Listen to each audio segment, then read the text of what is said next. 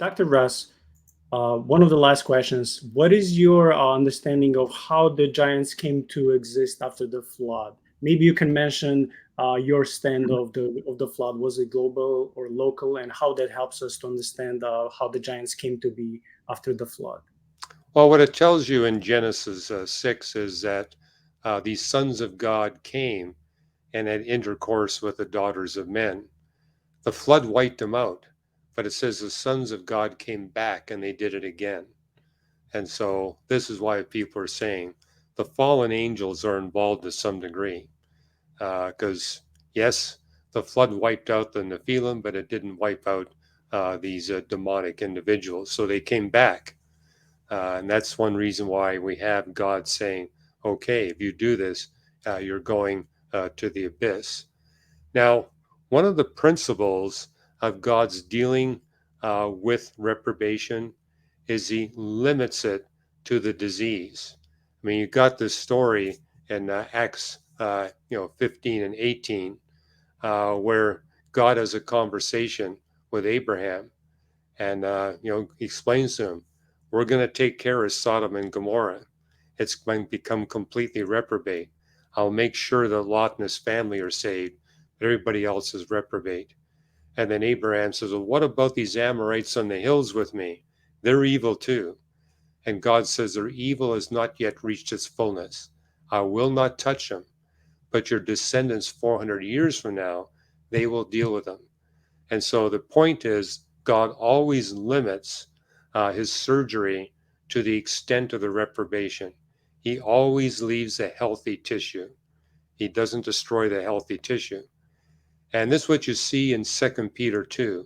It says that the flood of Noah wiped out the world of ungodly people. Everywhere where ungodly people lived, God wiped them out. But if there weren't ungodly people, God left it alone.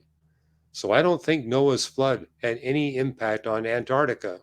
There were no ungodly people there, and there were no animals there that have been infected by the reprobate behavior of their human owners. So I don't think there were emperor penguins on board Noah's Ark. I don't think there were polar bears on Noah's Ark. I don't think there were kangaroos on board Noah's Ark, because there were no people living in Australia or Greenland or Antarctica at that time.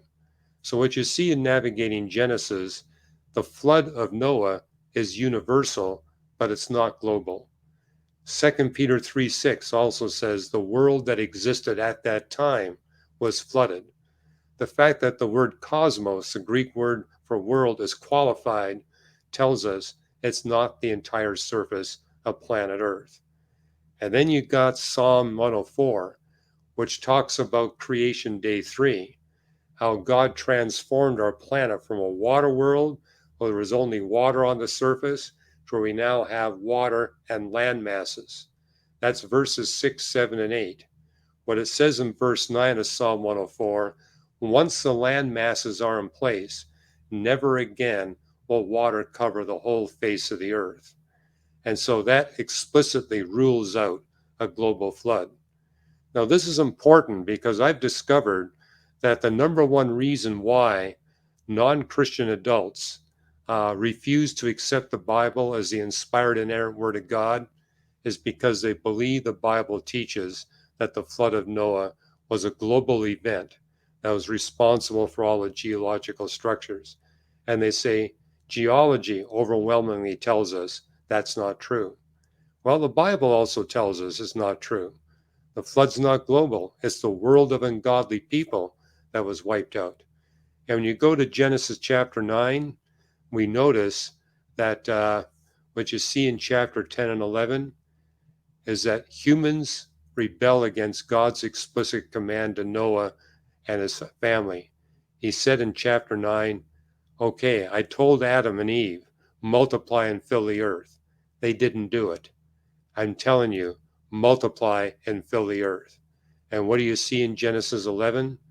Humans say, we're going to build a city and a tower so that we will not be scattered over the whole face of the earth. So it'll be one people and one nation and one region.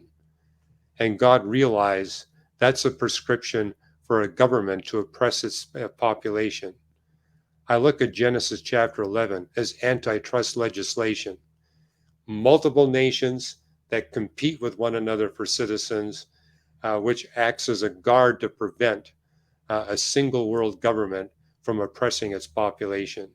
And so God scattered people over the face of the earth and ensured that they had different nations and different languages as a way to ensure that oppression would not run out of control.